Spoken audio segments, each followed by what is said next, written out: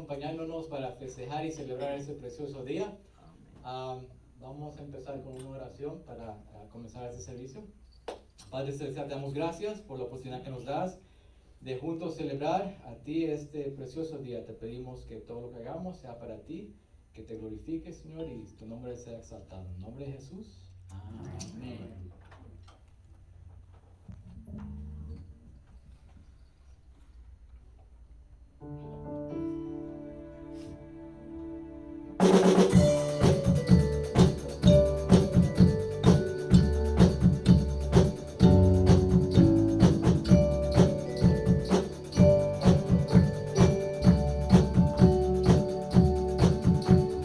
Al mundo paz nació.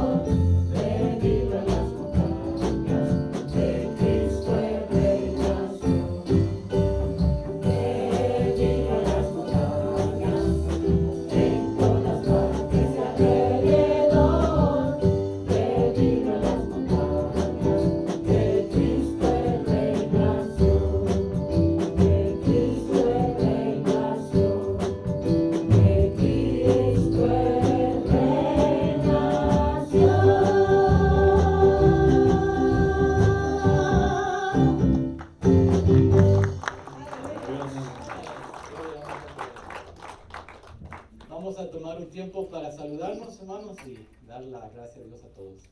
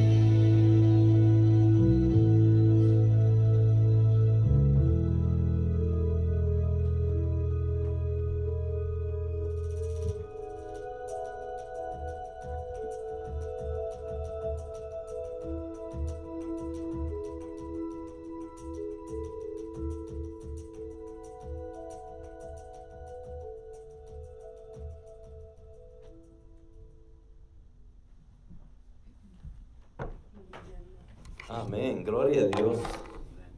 Un poquito muy fuerte acá. Buenas tardes, buenas noches. Como siempre lo hacemos en la mañana, ya no sé ni qué hora es, son las 5:20 ya, pero está oscuro. Gloria a Dios que estamos acá, bendiciones. I got it.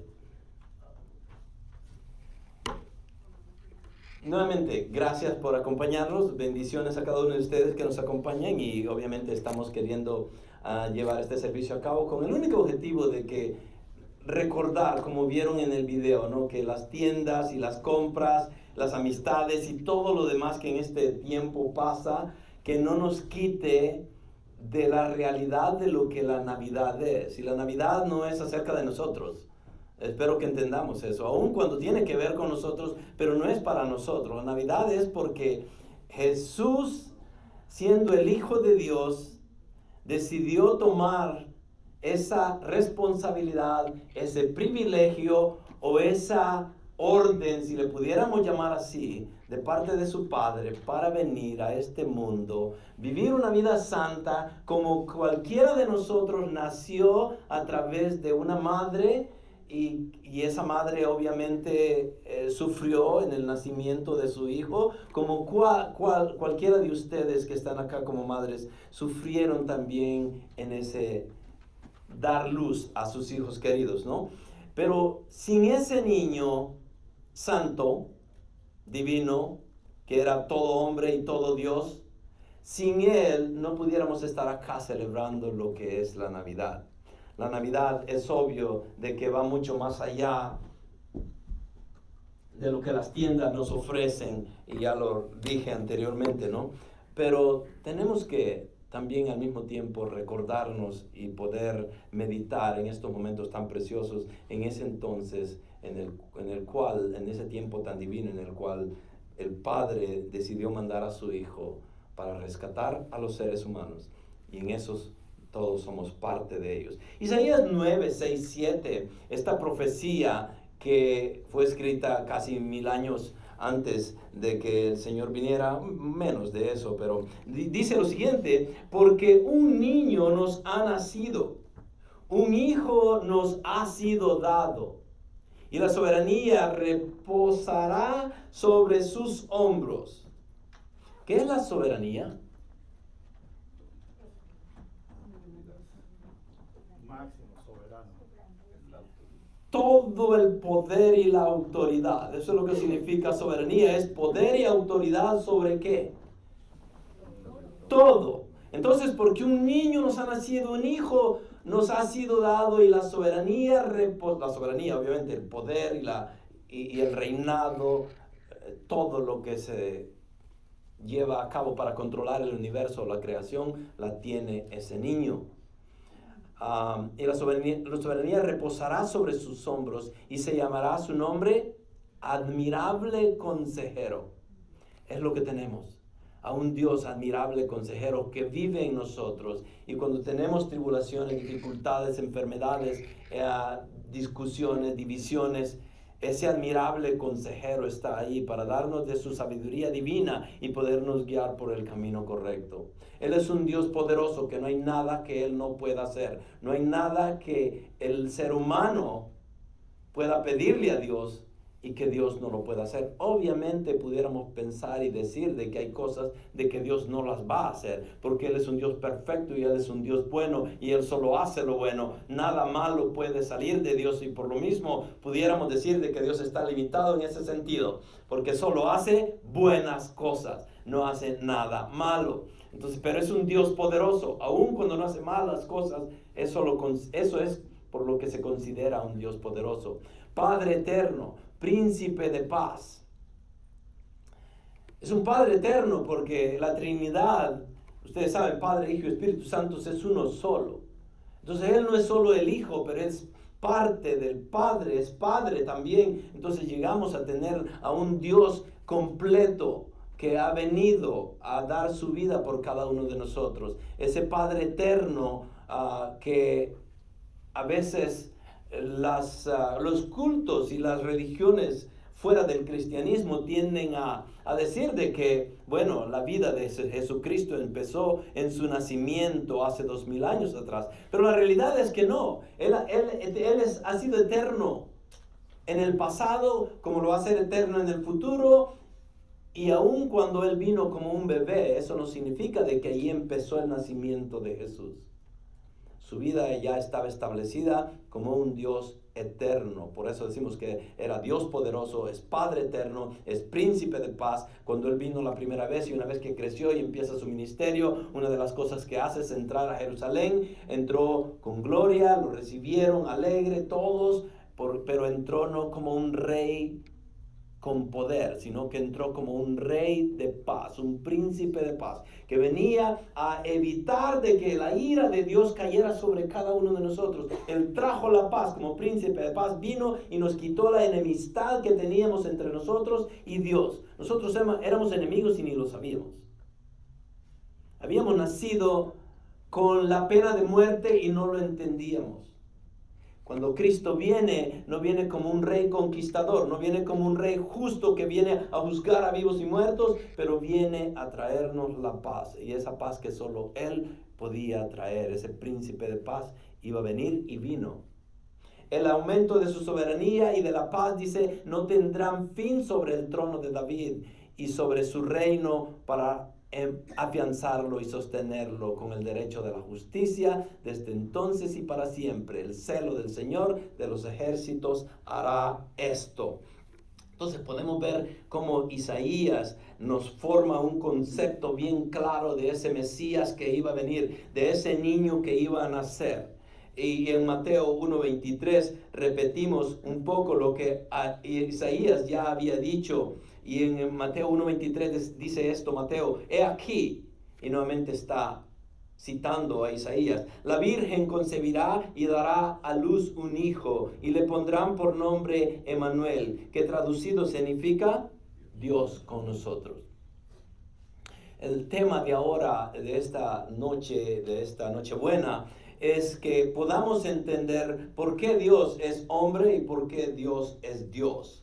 La divinidad y la humanidad juntas en una sola persona, y esa es la persona de Jesucristo. Y vamos a estarlo viendo desde el nacimiento del niño Dios, que así le llamamos, ¿no? Del niño Jesús. Vamos a verlo, vamos a ver unos cuantos puntos. Va a ser un poco breve el mensaje, pero mientras tanto quiero que preparemos nuestra mente y nuestro corazón, y le voy a pedir a los hermanos de la música que vengan de nuevo para tener otras alabanzas más. Y vamos a tener una canción especial también. Después de esa canción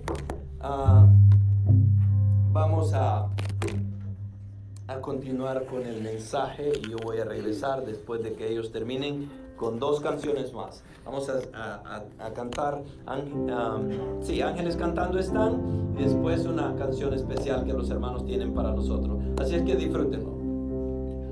Oh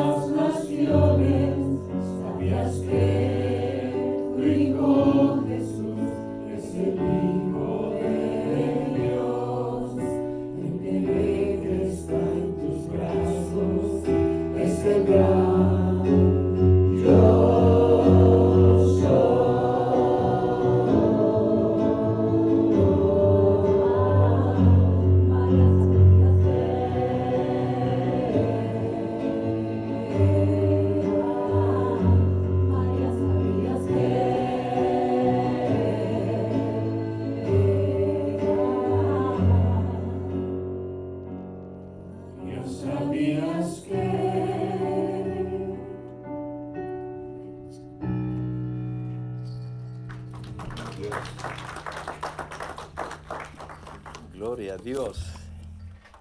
Linda canción, ¿verdad? Espero que la hayan disfrutado. Ay, quédense ahí, hermanos. Ahorita quiero hacerle una lectura bíblica ahorita mientras pasamos a otras dos alabanzas más. Pero quería leer, obviamente, en el libro de Lucas, que es el más contemporáneo de lo que podemos entender acerca del nacimiento de Jesús. Y vamos a ver lo que dice el capítulo 1 del 26 en adelante. Dice en el capítulo 26, versículo 26 del capítulo 1, dice: al sexto mes el ángel Gabriel fue enviado por Dios a una ciudad de Galilea llamada Nazaret, una virgen desposada con un varón que se llamaba José, de la casa de David, y el nombre de la virgen era María. Y entrando el ángel en donde ella estaba, dijo: salve, muy favorecida, el Señor es contigo, bendita tú entre las mujeres. Mas ella, cuando le vio, se turbó por sus palabras y pensaba ¿qué salutación sería esta?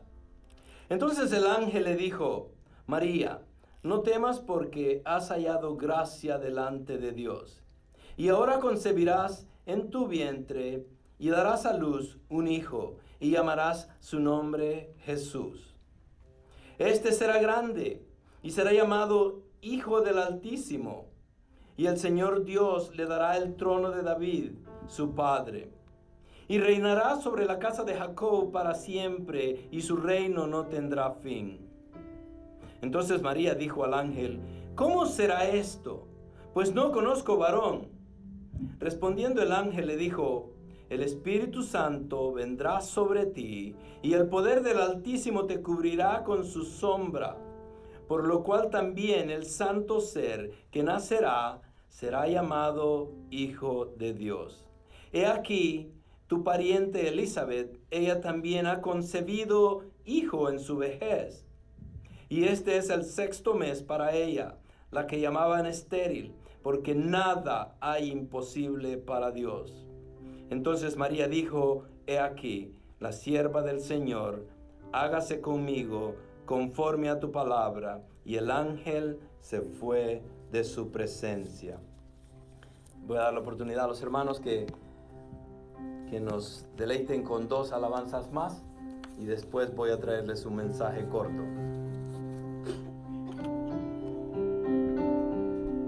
Vamos a ponernos de pie, por favor.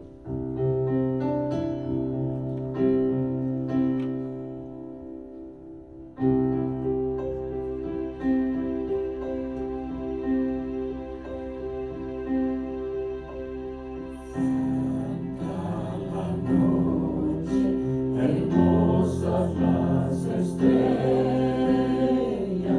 nació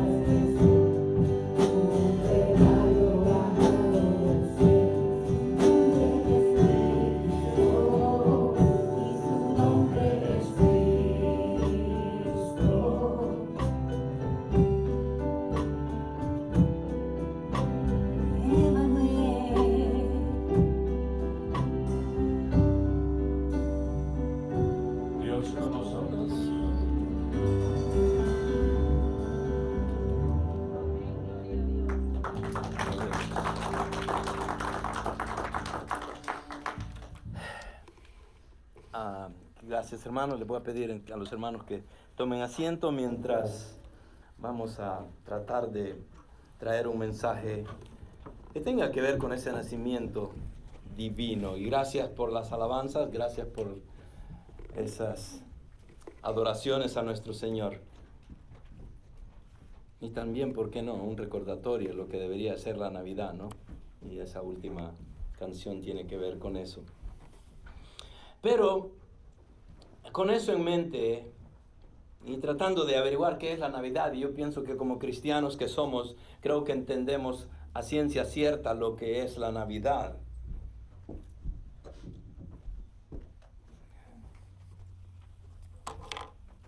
Pero a veces tenemos una idea errónea de lo que tal vez pudiera significar el nombre de Jesús. Obviamente he venido predicando en los últimos tres servicios, tres fines de semana, de que el mejor regalo para nosotros ha sido Cristo. Y la Navidad es un regalo, no el regalo que nosotros recibimos, ¿no? Ese no es el significativo de la Navidad. Qué bueno que como cristianos podemos sentir en nuestro corazón, poder ayudar a los demás y poder donar algo de nosotros. Y cada uno de ustedes que tienen un corazón precioso y que siempre están dispuestos a dar, por favor continúenlo haciendo, porque Dios es exactamente lo que hizo. Él vino y dio, no cuando merecíamos, no cuando pedíamos, Él vino y dio cuando lo necesitábamos. Y cuando nosotros damos por necesidad, porque hay personas que necesitan y damos, yo creo que lo estamos haciendo por las razones correctas. Obviamente no para tomar mérito en nosotros, pero darle honra y gloria a nuestro Señor porque Él nos dio primero, Él nos salvó primero, Él nos amó primero. Y si nosotros podemos dar a los demás es porque sentimos y tenemos ese amor de Cristo que vive en cada uno de nosotros. Entonces la pregunta que siempre nos hacemos es ¿quién es Jesús? Y yo pienso de que la influencia que Jesús ha tenido es increíblemente notable, es increíblemente irrechazable. En pocas palabras, no podemos dudar de que la persona de Jesús vino a este mundo hace 2000 años en la persona de ese niño precioso que vino como una concepción divina en el vientre de María. Ese niño que iba a nacer normalmente como cada uno de nosotros iba a influir a la raza humana al punto de salvar a muchos. No nos iba a salvar a todos. Y ya nos dimos cuenta de que no todos son salvos. Si ese fuera el caso, las iglesias estuvieran llenas para ahora. Y si están vacías es porque la mayoría de la gente rechaza el nombre de Jesús. La mayoría de los nombres tienen un concepto de las personas tienen un concepto diferente de lo que es Jesús, de lo que Él hizo, de lo que es y de lo que va a hacer. Y a veces venimos en un tiempo como este a adorar a ese niño. Pero al mismo tiempo deberíamos de recordarnos de que ese niño creció y vivió una vida santa y murió a los 33 años, una muerte horrible que nosotros merecíamos. Él vino y murió, dio su vida por cada uno de nosotros para que nosotros pudiéramos vivir con Él eternamente y nos dio la libertad de poderlo aceptar como Rey y Salvador de nuestras vidas.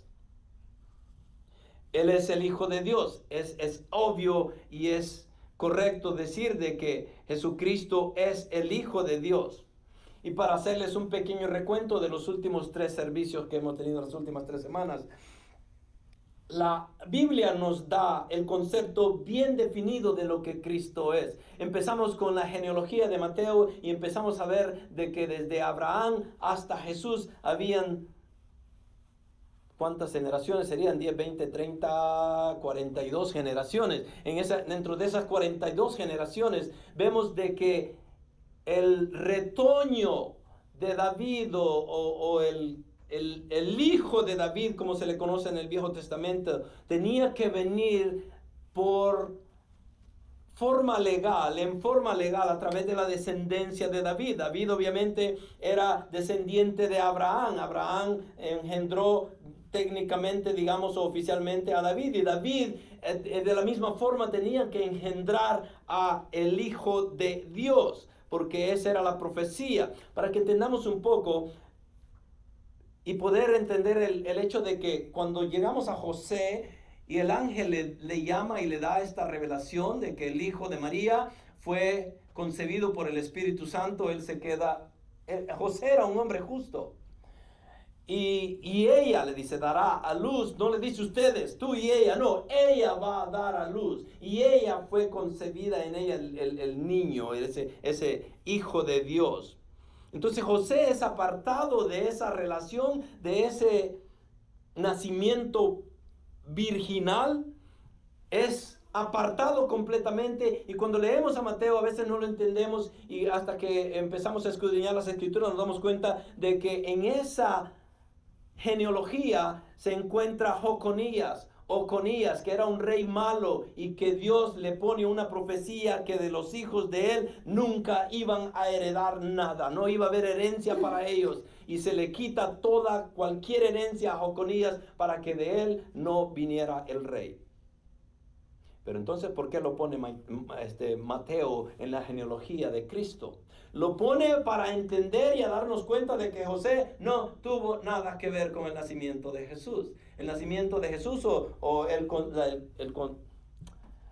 cuando María concibió a ese niño, José no tuvo parte. Fue el Espíritu Santo que vino sobrenaturalmente, divinamente, y pone en el vientre de María a ese bebé. Pudo haber venido de José, porque era el descendiente de David. Pero Jehová Dios había dado una maldición sobre Jeconías, y Jeconías no podía tener descendientes. Entonces la línea legal hasta José estaba en lo correcto, pero al mismo tiempo no podía tener o ser el padre del Hijo de Dios. Eso es Mateo. Entonces Mateo básicamente nos dice, este es el hijo del rey porque desciende de la descendencia o la genealogía de Abraham y de David. Y ya entendemos por qué es que José no tuvo nada que ver con María. Porque aun cuando estaba en la descendencia royal legalmente y por la profecía en que estábamos hablando de ella, él no podía engendrar a nadie. Y si ustedes se van al libro de Mateo, en el capítulo 1, lo que dice es lo siguiente. Cuando empieza a hablar del nacimiento del Mesías, dice, el nacimiento de Jesucristo fue así, estando desposado a María, su madre, con José, antes que se juntasen, se halló que había concebido del Espíritu Santo. Entonces es obvio de que no fue José el que tuvo que ver nada con ella. Pero eso es solo para mostrar. Mateo nos muestra la genealogía del rey, porque Mateo muestra a ese niño como el rey del universo, el rey de nosotros, aquel rey que iba a morir y nos iba a salvar. Entonces Jesús en el libro de Mateo se ha mostrado como el rey. Pero lo que sucede es que cuando lo vemos como rey decimos, bueno, pero nos dices que es el rey, pero aún no entendemos por qué es que José no tuvo nada que ver, y si él está en la línea legal, pero no tuvo nada que ver con María, ¿cómo puedes decir tú, Mateo, que él es el rey?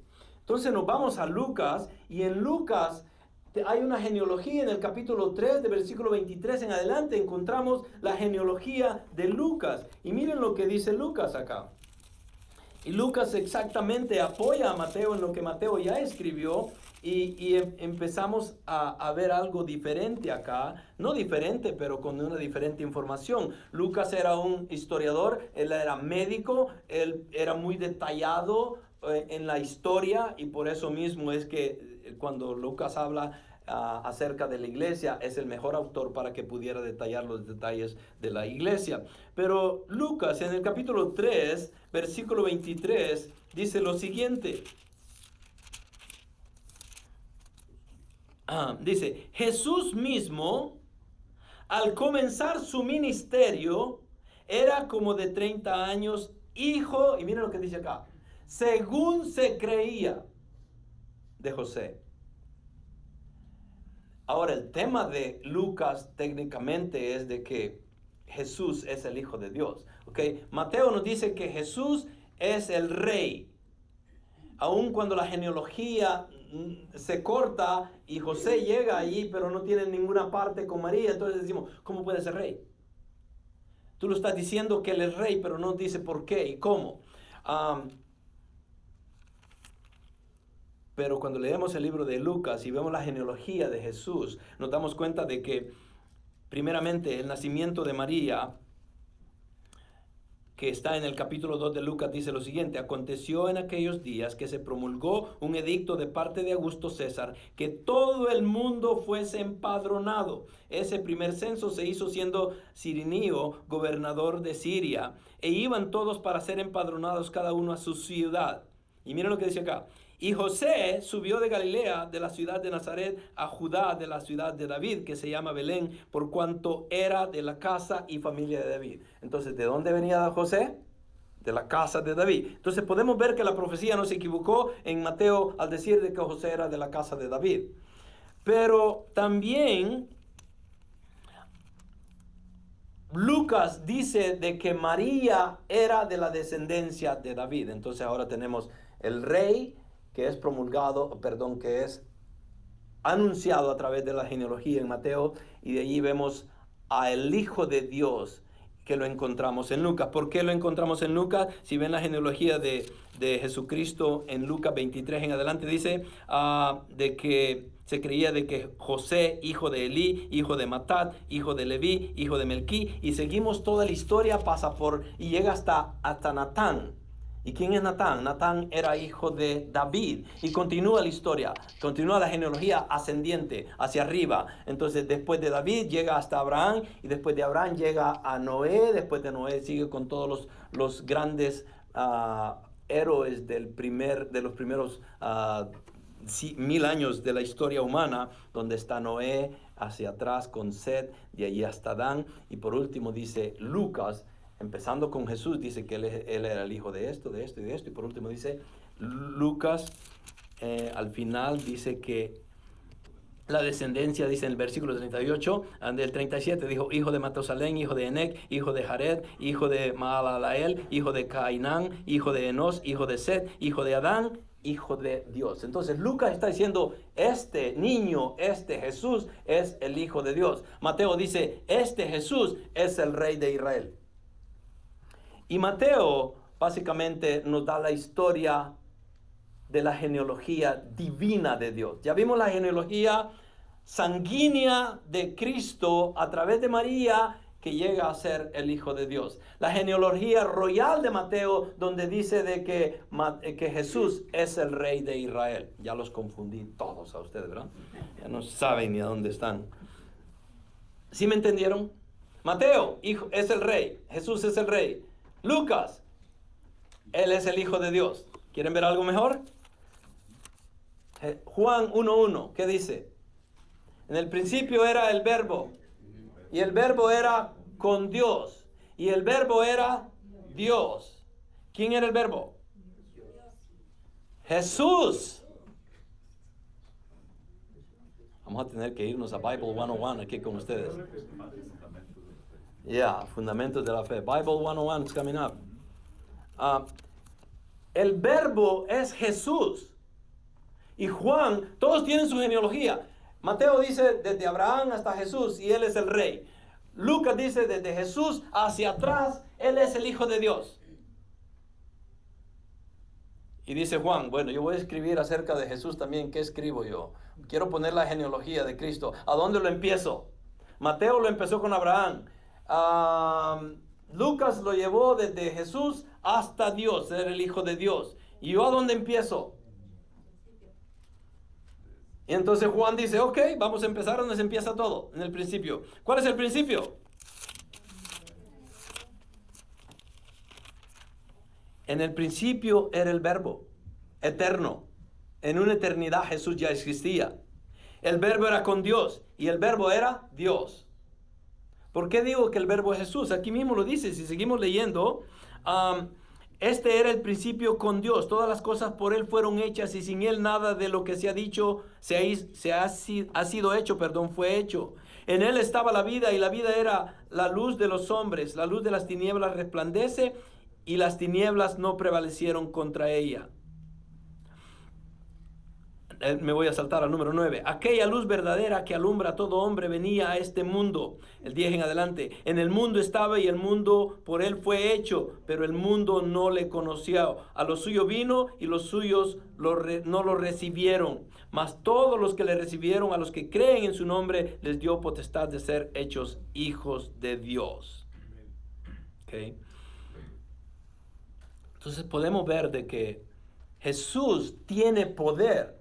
Jesús es rey. Jesús es hijo de Dios. Jesús es Dios. Ese niño que nació en el que se fue concebido en el vientre de María, llegó a ser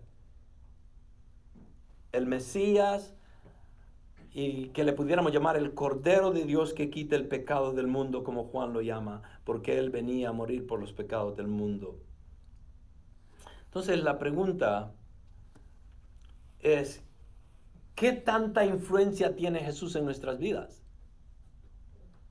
Bueno, una influencia eterna, si pudiéramos llamarnos cristianos y decir de que hemos creído en Dios como Rey y Salvador en nuestras vidas. Tenemos una herencia con Él, tenemos una influencia que va a durar en una eternidad con Él, porque hemos sido escogidos, hemos sido llamados, hemos sido predestinados, hemos sido justificados, estamos siendo santificados y hemos sido glorificados en Él para tener una vida eterna con Él. Entonces, como ya se los dije, ¿de quién es el Hijo? Entonces, Hijo de Dios, Hijo de David, dentro de la humanidad, Hijo de Dios, Él también es deidad. Ambos son esenciales para comprender la encarnación. Jesús es Dios en un cuerpo humano. Humanamente, a través del linaje de David, tiene el derecho a gobernar el mundo, y desde el punto de vista de la deidad gana la esencia misma de la naturaleza de Dios al haber nacido sin un padre humano, a través de la voluntad del Espíritu de Dios mismo.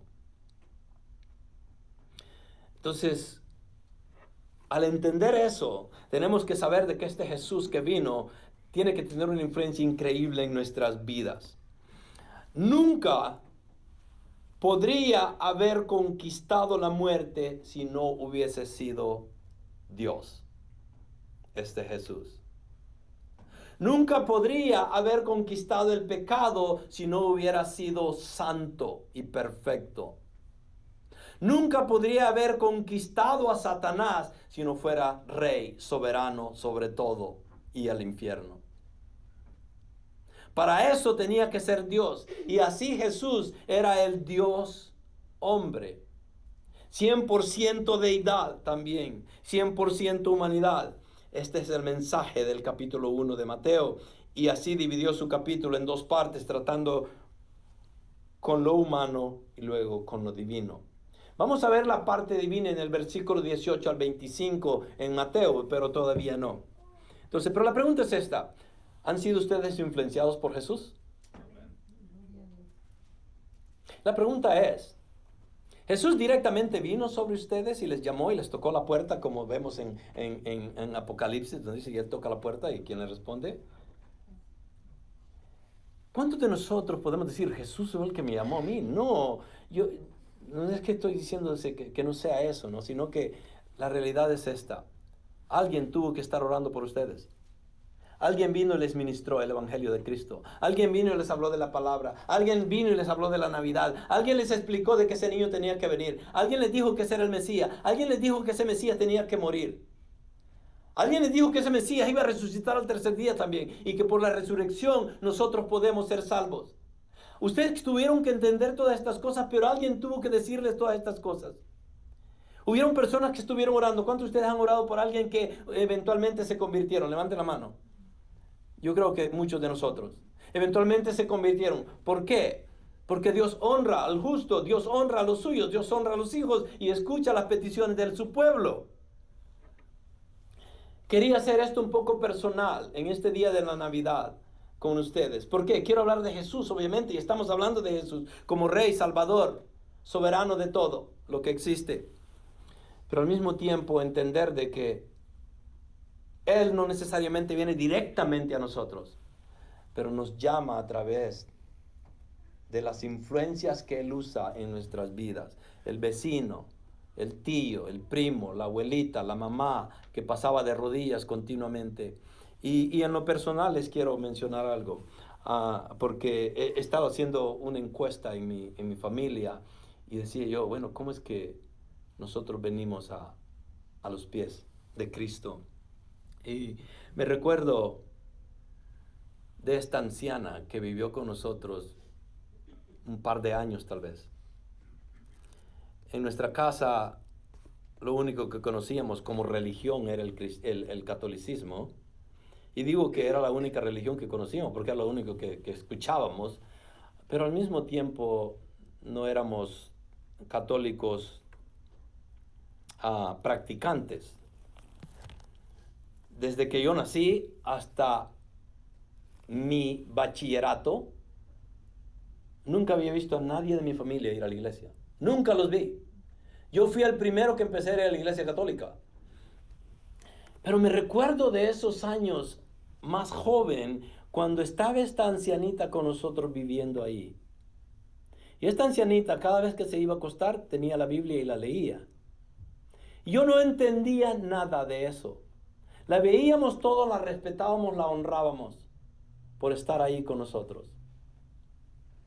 Esta ancianita fue la madre de mi mamá.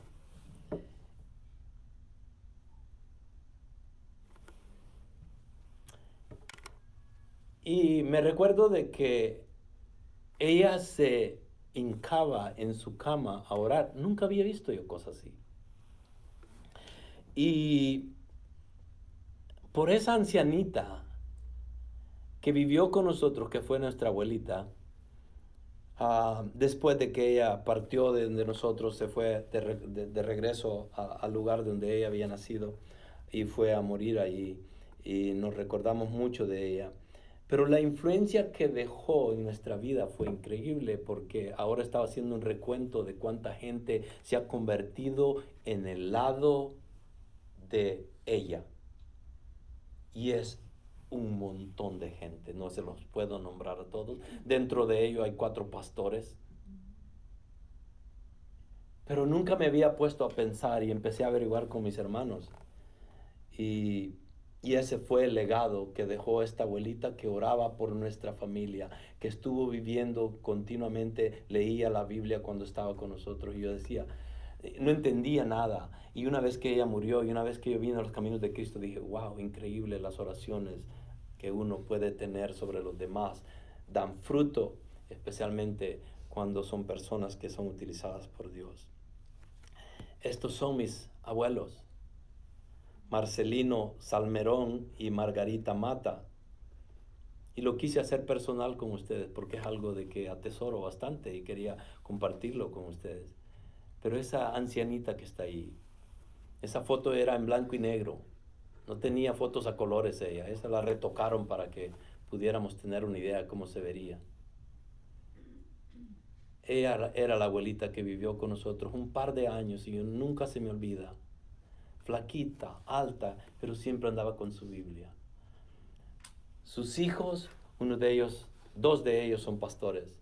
Hijos de ellos son pastores. Y toda la familia en realidad ha llegado a los caminos de Cristo. Y los que no han llegado son pocos en comparación. Entonces, nosotros como personas, reconociendo lo que la Navidad significa para nosotros y lo que Jesús hizo por nosotros, ese sufrimiento que Él pasó, ese sufrimiento que tenía que tomar porque no había otro camino. Cuando Él está orando en Getsemaní, le pide a Dios que le pase esa copa. No quiere, la humanidad de Cristo está hablando en ese momento.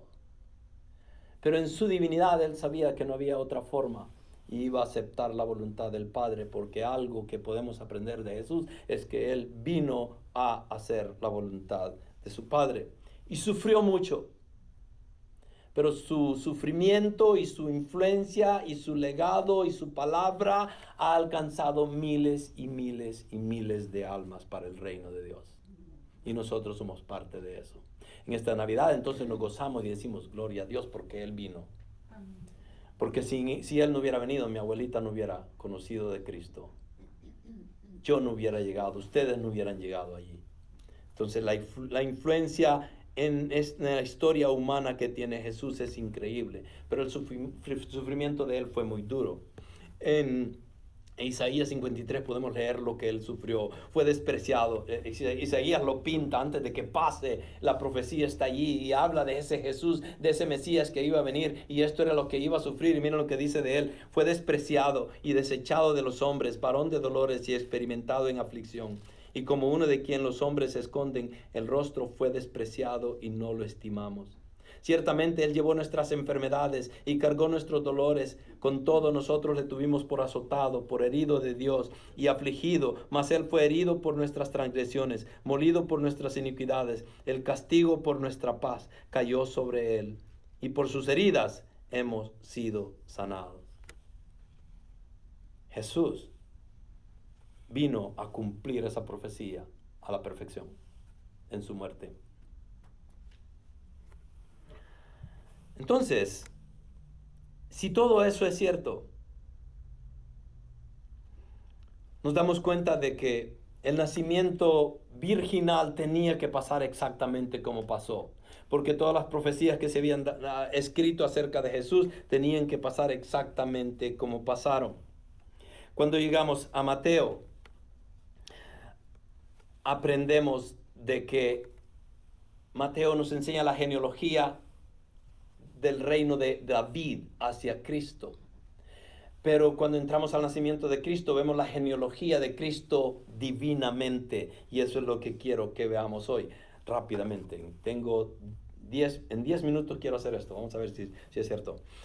El nacimiento virginal asegura la deidad de Cristo. Entonces, cuando vemos la Navidad y hablamos del nacimiento virginal, en cómo el Espíritu Santo fue el que concibió en María a ese bebé, y que José no tuvo nada parte que en él. Entonces vamos a aprender qué nos puede enseñar. El nacimiento virginal asegura que Jesús es Dios, y lo vamos a ver de esta manera. El nacimiento de Jesús en 5 pasos. El primero, fue concebido, fue confrontado, fue aclarado, fue conectado y fue consumado. Todo esto nos enseña Mateo.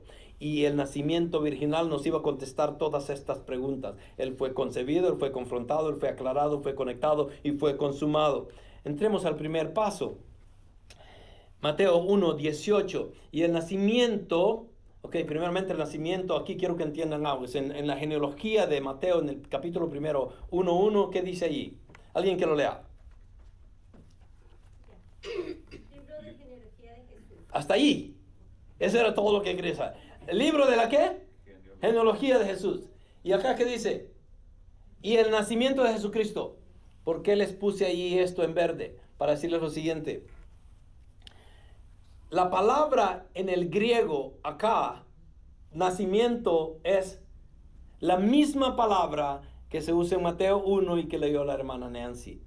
Genealogía, nacimiento es exactamente lo mismo. Genealogía. Entonces, ya usó Mateo la genealogía para decir de que Jesús es rey. Ahora viene Mateo y nos va a enseñar de que Jesús es Dios.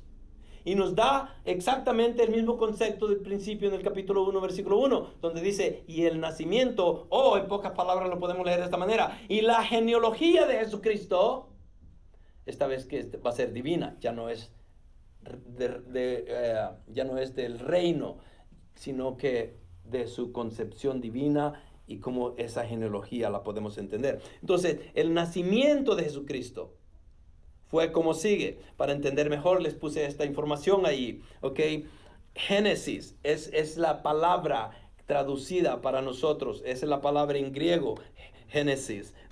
Eso es lo que significa generación, una vez natural y una vez naturaleza, una vez fuente de origen o un libro de linaje de uno, es decir, el que se enumera su ascendencia o descendencia, usado de nacimiento, natividad. Todo eso significa, y es la misma palabra que se usó en Mateo 1 para dar la descendencia del rey. Ahora está Mateo utilizándola, aunque la traducción acá le pone nacimiento para que uno entienda tal vez, pero la realidad del concepto real del griego es que la misma palabra es usada en Mateo. Entonces, entendiendo esto, y el nacimiento, ¿qué pudiéramos decir? Y la genealogía de Jesucristo fue como sigue. El nacimiento de Jesucristo fue como sigue. Estando su madre María desposada con José antes de consumar el matrimonio, se halló que había concebido. ¿Quién? Jesucristo fue concebido. ¿Por obra de quién? Del Espíritu Santo. Entonces empezamos a ver la genealogía de Cristo, la genealogía divina, de que Él no nació de hombre, aunque nació de carne, pero fue concebido divinamente a través del Espíritu Santo. Entonces podemos ver que la primera palabra que buscábamos es correspondida acá. La concepción fue sobrenatural, o fue divina, o fue espiritual, no fue humana en su totalidad. ¿Por qué digo en su totalidad? Porque en realidad la parte humana estuvo ahí para el nacimiento de Jesucristo. ¿En quién? En María. ¿Ok? ¿Y María de quién era descendiente? De David. Entonces el reinado venía a través de María sanguíneamente o a través de la sangre. El reinado llegó a través de José royalmente o legalmente, pero no tuvo nada que ver por la profecía sobre Jeconías. ¿Ok? Pero ahora vemos el linaje de Jesucristo divinamente. Jesús nació, fue concebido por obra del Espíritu Santo, y esa es la concepción sobrenatural. Lucas 1:35 dice, respondiendo el ángel le dijo, el Espíritu Santo vendrá sobre ti. Le está hablando a José. Miren lo que le dice a José el ángel. Respondiendo el ángel le dijo, el Espíritu Santo vendrá sobre ti y el poder del Altísimo, perdón, este es para María. El Espíritu Santo vendrá sobre ti y el poder del Altísimo te cubrirá con su sombra. Por eso lo santo que nacerá será llamado Hijo de Dios. Entonces, Lucas coincide con Mateo de que la genealogía divina de Cristo, y Lucas ya había dicho que él era hijo de Jesús en su genealogía, en el versículo 23, capítulo 3. Pero ahora está apoyando a Mateo también para poder discernir un poco más en la genealogía divina de Jesucristo. Gálatas 4:4, miren lo que dice. Pero cuando vino la plenitud del tiempo, cuando el tiempo era el preciso para que el Mesías pudiera venir, Dios envió a su Hijo. Aquí está la genealogía divina. ¿Hijo de quién? De Dios. Entonces Dios envió a su Hijo nacido de mujer. ¿Por qué dijo de mujer? Porque fue solo María la que fue utilizada humanamente para que él naciera. José no tuvo nada que ver con esto. Y nació bajo la ley, es obvio. Entonces, el nacimiento virginal es tan excelente y perfecto, y era la única manera en la cual Dios podía mandar a su Hijo. Dice lo siguiente, pero nunca ha habido un nacimiento en la historia de la humanidad que sea tan singularmente espectacular como el nacimiento de Jesucristo. Y cualquier rechazo del origen sobrenatural de Cristo deja... Si rechazamos que Jesús no fue concebido sobrenaturalmente, ¿qué pasa? Deja inexplicable su vida sobrenatural. ¿Cómo fue sobrenatural Jesús? ¿Qué hacía de sobrenatural? Milagros, ¿como cuáles? Ejemplos. Lázaro, resucitado de los muertos. ¿Caminó en el agua? Sí. ¿Pudo parar las tormentas? Sí. ¿Multiplicó los peces? Sí. Sanó ciegos. Ok, obviamente, entonces podemos ver que era una persona sobrenatural. Y si lo llamamos sobrenatural, no podemos dejar entonces de hablar de su nacimiento virginal. Porque esa es la parte divina en la cual Dios participó con Jesús. Tienes que tenerlo todo para que cualquiera de ellos tenga sentido, la sobrenaturalización de Jesús, ¿no? Su muerte sobrenatural, su resurrección sobrenatural. Y si Jesús no nació de una virgen, entonces la afirmación de que puede salvar es muy cuestionable. Así que Mateo, para empezar, afirma el nacimiento virginal. Él nació divinamente y nació a través de una madre virgen que fue concebida por el Espíritu Santo. Entonces el nacimiento virginal asegura la deidad de Cristo. El nacimiento de Jesús en 5 pasos: concebido, confrontado. Miremos lo que dice el confrontado ahora. ¿Qué era lo que íbamos a confrontar acá? ¿Quién tenía que confrontar a quién? Miremos la historia. José y María, ¿ok? Están comprometidos. De repente María sale embarazada y José se queda, no hay problema. ¿Qué iba a hacer? Y acuérdense que la Biblia pone a José como una persona justa. Si él era justo, lo primero que se le iba a cruzar en su mente era lo siguiente: ¿cómo es que María pudo salir embarazada si yo no he tenido parte en esto? Una. La otra sería, la ley de Moisés me dice de que si una persona sale embarazada y no era de él, entonces era algo para castigar. ¿Y cuál era la pena para una persona que saliera embarazada? Apedreada, hay la pena de muerte básicamente, ¿no? Entonces, aquí está José confrontado con la realidad y no haya cómo resolverla. Y lo confronta de esta manera. Esa situación muy penosa, vergonzosa, dolorosa, inexplicable para él. Él lo quiere confrontar y no sabe cómo. Y esto es lo primero que dice. Y José, su marido, siendo un hombre justo y no queriendo difamarla, quiso abandonarla en secreto. Entonces, esta es la confrontación de José. Dice, ok, esto es lo único que puedo hacer. En secreto la voy a abandonar. En ese entonces podían agarrar 2 o 3 testigos, se iban en secreto con alguien que tuviera poder legal y firmaban el acta de divorcio y todo quedaba como que si no había pasado nada. Y la reputación de María quedaba limpia, la reputación de José también quedaba limpia. Entonces él quiere confrontar la situación y lo hace como quiso, pero no lo hizo. Quiso abandonarla en secreto. Esa es la forma en cómo él quería confrontar esto. Y esa es la concepción confrontada en el caso de José. Pero también ese nacimiento tenía que ser aclarado. Él ya lo confrontó.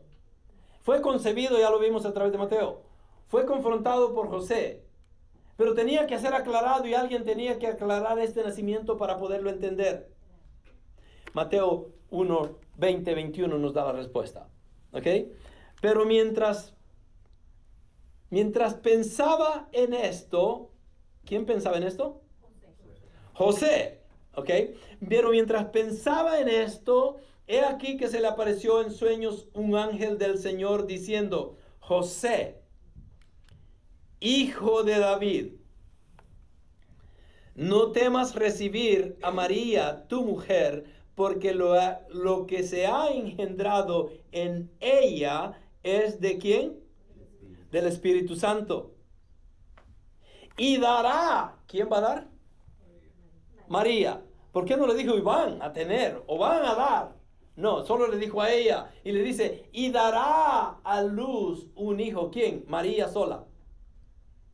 Sin José tener que participar con esto. Y dará a luz un hijo y le pondrás por nombre Jesús. Porque él salvará a su pueblo de sus pecados. Entonces el nacimiento es aclarado para José. Tenía dudas, tenía dolor, tenía angustia. Hasta su fe se le había ido, me imagino. Pero ahora que el ángel viene y le habla, el nacimiento es aclarado y él hace lo que un hombre justo pudiera hacer. En Mateo 2:13 dice esto, miren, después de haberse marchado ellos, ¿quiénes eran ellos? Un ángel del Señor se le apareció a José, ¿no? Se le apareció a José en sueños diciendo, cuando los reyes los visitaron, después de esto, después de haberse marchado ellos, un ángel del Señor se le apareció a José en sueños diciendo, levántate, y les quiero mostrar esto aquí para que entiendan, ¿okay? Toma al niño, ¿y a qué? Y a su madre, y huye a Egipto, ¿Por qué se lo puso de esa manera? El ángel. Todavía están pensando, ¿verdad? Toma al niño y a su madre. En pocas palabras, tú no tienes nada que ver en esto. A ti nada más te llamé para que ayudes, para mientras. Pero tú vas a tomar a la madre y al niño y los vas a llevar a Egipto. Y nos enseña y nos entiende, nos da a entender, de que José no era el padre de Jesús. Porque si hubiera sido, ¿qué le hubiera dicho el ángel? Toma a tu hijo y a su madre y huye a Egipto. Pero no, le dice, toma al niño y a su madre y huye a Egipto. Era un bodyguard nada más, el guardaespaldas de ellos, ¿verdad? Y quédate allí hasta que yo te diga. Es obvio de que José tal vez pudiera haber ido a ver las escrituras de Isaías y haber entendido lo que se había escrito sobre este niño. Isaías 9:6 dice, porque un niño nos ha nacido, un hijo nos ha sido dado, y la soberanía reposará sobre sus hombros, y se llamará su nombre admirable, consejero, Dios poderoso, Padre eterno, príncipe de paz. Ya lo leímos esto anteriormente. Pero podemos ver entonces que el Nuevo Testamento está conectado directamente con el Viejo Testamento y nos ayuda a poder entender las revelaciones o las profecías que se habían escrito en el Viejo Testamento. Bueno, entonces ya vimos el nacimiento de Jesús en 5 pasos: concebido, confrontado, aclarado, y ahora está conectado. ¿Conectado a qué? Mateo 1, 22, 23, voy rápido, porque el tiempo se pasa. Todo esto sucedió para que se cumpliera lo que el Señor había hablado por medio del profeta. ¿Cuál profeta? Isaías. ¿Qué había dicho? He aquí la Virgen concebirá y dará... Ok, primero vamos a ver esto. Todo esto sucedió para que todo lo que le estaba pasando a José, todo lo que le estaba pasando a María, las dudas que tenía, el conflicto que tenía, que ella salió embarazada y todo. Entonces todo esto estaba sucediendo para que se cumpliera lo que el Señor ya había profetizado, ya lo había hablado. ¿Por medio de quién? Del profeta. ¿Qué había dicho? He aquí, la Virgen concebirá y dará a luz un hijo y le pondrá por nombre, ¿cómo?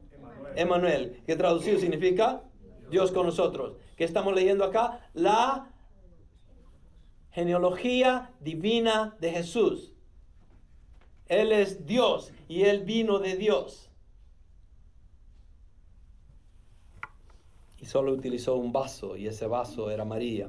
Entonces, el nacimiento conectado ¿a qué? A todas las profecías que se habían escrito, el Señor son reveladas a través del progreso y el proceso que tiene para poder traer a su propio Hijo, para que sea el Salvador del mundo. Entonces, el nacimiento virginal asegura la deidad de Cristo. El nacimiento de Jesús en 5 pasos. Él fue concebido, fue confrontado, fue aclarado, fue conectado y fue consumado. ¿En qué sentido? Mateo 1, 24, 25. Y cuando despertó José del sueño, ¿se recuerdan? Cuando despertó José del sueño, hizo como el ángel del Señor le había mandado y tomó consigo a su mujer y la conservó virgen hasta que dio a luz un hijo y le puso por nombre Jesús. Yo quisiera saber qué hace el mundo católico cuando lee estos versículos. No le ponen atención. Porque pónganse a pensar ustedes, no ahorita mismo. Y tomó consigo su mujer y la conservó virgen. ¿Hasta cuándo? Allí dice, hasta que dio a luz un hijo y le puso por nombre Jesús. ¿Qué significa? ¿Qué significa Jesús? Emmanuel, Dios con nosotros. Bueno, pudiéramos... Emmanuel significa Dios con nosotros. Jesús no significa eso, pero casi es lo mismo. Miremos el significativo de eso. Y dará a luz un hijo y le pondrás por nombre Jesús, porque Él salvará a su pueblo de sus pecados. En el hebreo es Yeshua. Esa es la palabra en el hebreo, Yeshua. Pero se ha transformado y técnicamente, al revés se lo voy a decir. Yeshua es lo que se conoce hoy, pero en el Viejo Testamento se conocía como Yehoshua, que significa el Señor salva. ¿Okay? Entonces ahora se ha contractado la palabra, ya no es Yehoshua, sino que es Yeshua, nada más, Yeshua. Esa es la palabra hebrea que significa Jesús. Jesús es Yeshua, que el significado de él es el Señor salva. Esa es la traducción o el significado de Jesús, el Señor salva. Entonces, ahora pueden entender por qué es que Cristo tenía que morir. Porque el Señor tenía que salvar y el Señor es Dios. El Señor tenía que ser santo, perfecto y Dios para poder salvar a la humanidad. ¿Quién lo iba a salvar? Solo una persona, y ese es Jesús. Porque Él es el Yeshua. Él es el Señor que salva. No había otra forma de ser salvos. Solo Jesús podía hacerlo. Por eso tuvo que venir a la tierra. En el Levítico 24:15 tenemos esto donde dice que los líderes judíos entendieron exactamente lo que Jesús quiso decir con la frase hijo de Dios. El ser hijo de Dios significa ser de la misma naturaleza de Dios. El hijo de Dios es parte de Dios. La declaración de ser de la misma naturaleza de Dios, de hecho, era ser Dios mismo. Eso es lo que Mateo está diciendo. Eso es lo que dice Juan en el capítulo 1. Era una blasfemia para los líderes judíos, por lo tanto ellos demandaron la muerte de Jesús. ¿Por qué? Porque él decía que él era uno con Dios, o él era Dios. Y se ajustaba. Bueno, vamos a terminar entonces y vamos a llamar a los hermanos para que vengan a terminar con nosotros un par de alabanzas más. Permítame aquí, solo pasen, ahorita pasen ustedes ya y voy a quedar con esto.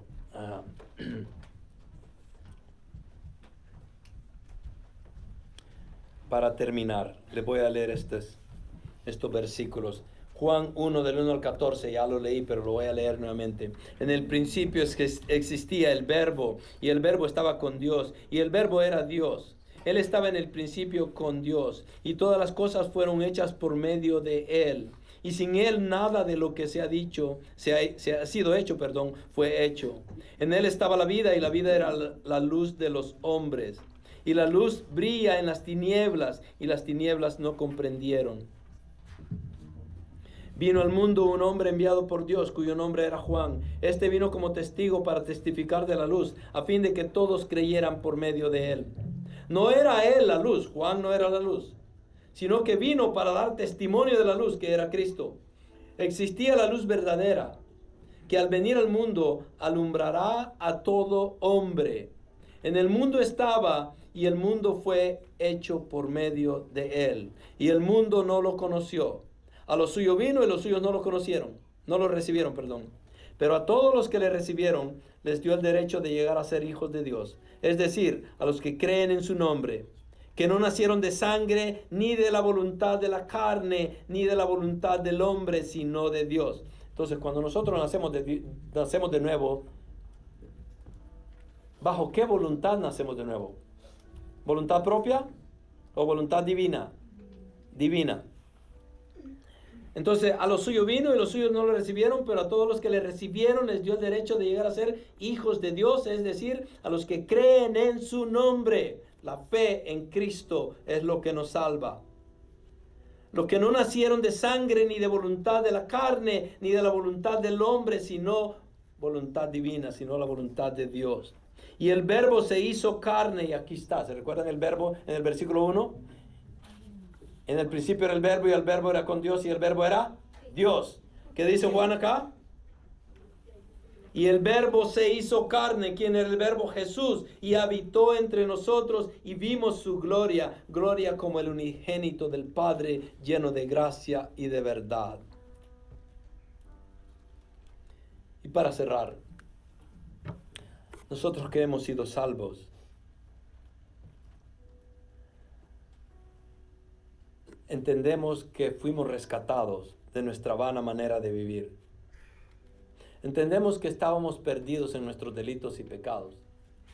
Entendemos que éramos hijos de ira. Entendemos que ya habíamos sido condenados de acuerdo a Juan 3:18. Entendemos de que la muerte era lo único que esperábamos. y el infierno iba a ser nuestro destino. Pero primera de Juan 15, 19, 20 nos deja estas palabras y nos hace entender lo que nosotros hoy ya conocemos. Dice, sabemos que somos de Dios y que todo el mundo yace bajo el poder del maligno. Y sabemos que el Hijo de Dios ha venido y nos ha dado entendimiento a fin de que conozcamos al que es verdadero. Y nosotros estamos en aquel que es verdadero, en su Hijo Jesucristo. Este es el verdadero Dios y la vida eterna. Y ese es el mensaje de la Navidad, de que Jesucristo es Dios y Él es el único que sostiene la vida eterna. Él es el único que nos puede salvar. Él es el Rey soberano, Hijo de Dios, con toda la capacidad legal para salvarnos. A ese Dios es a quien nosotros seguimos. La pregunta para ustedes que están acá, si no conocen a Jesús, y muchos de ustedes, pastor, si ya me conoce por tantos años, sí, es cierto, pero solo ustedes saben en su corazón si ustedes ya tienen a Jesús. Pero si no lo tienen, ¿hay lugar para Jesús en su corazón hoy? Y si no lo hay, ¿por qué no le han abierto la puerta a Cristo? La eternidad en el infierno no es nada bueno para nadie. Al peor enemigo del mundo no se le desearía eso. Jesús quiere en esta Navidad que lo recordamos a Él en ese momento divino en el que vino. Que entendamos de que Él es el único que puede salvar nuestras vidas. Jesús, el Salvador.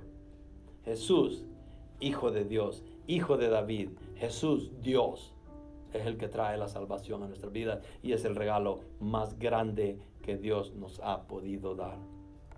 Y quiero que meditemos en eso. Lo voy a dejar acá con los hermanos para que entonen una más, ¿verdad? ¿Cuántas tenemos? Noche de paz. Amén. Pongámonos de pie, hermano. Vamos a entonar esta alabanza.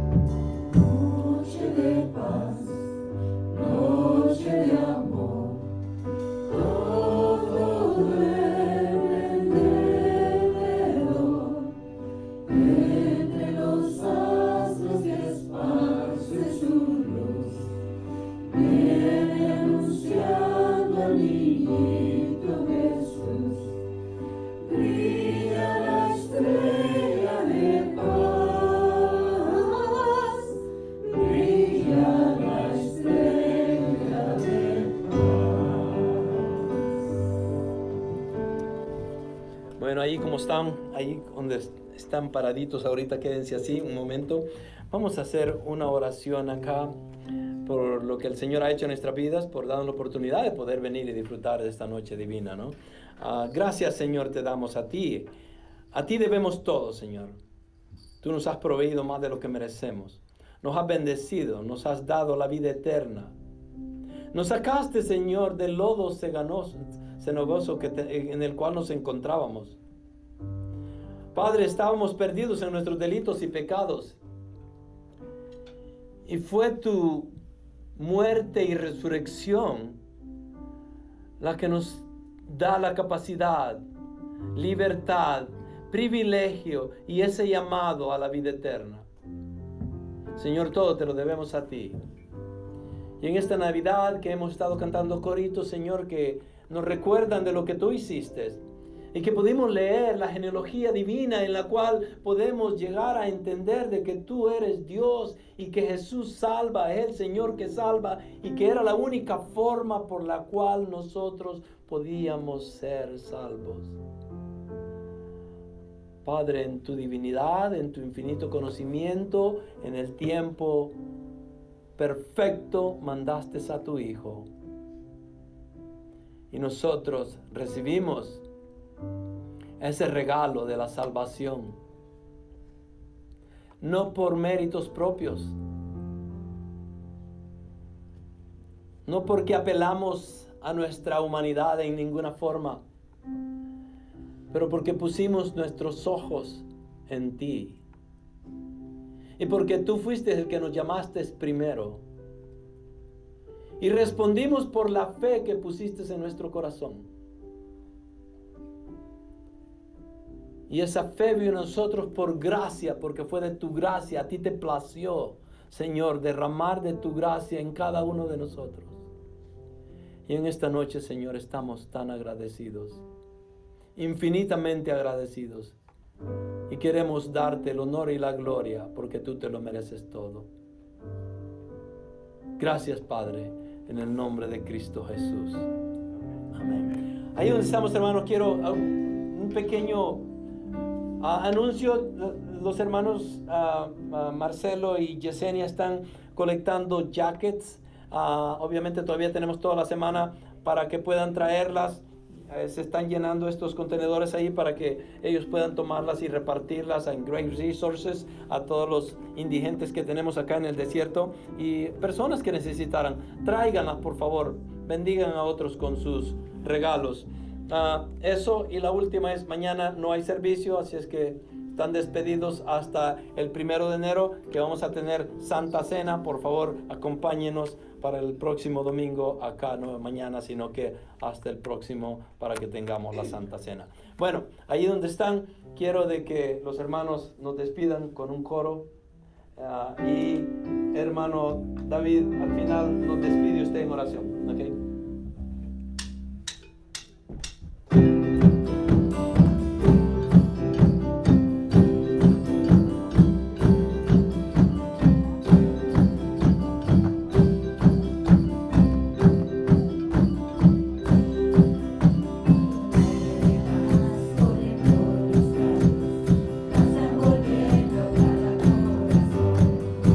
La ciudad se viste de luz.